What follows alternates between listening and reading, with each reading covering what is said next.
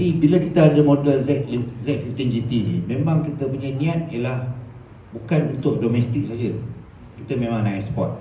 So at this moment kita tengah tengok ke Filipina, Indonesia. Next kita akan look into Turkey, Greece, satu lagi apa? Middle East. Soalan you tadi, sama ada kita pakai nama apa? Of course nama Modenas. Bukan nama Modenas, sebab ini Modena yang design. But kalau ada dia nak tambah, distributed by Kawasaki, distributed by company ABC, dia nak tulis juga kat situ, kita allow.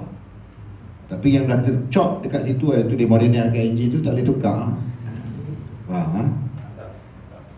Kaedah dia orang ni nangis kan ni. Pernah aku design paper tukar nama lain. Okay, saya jawab soalan ha. Okay, thank you.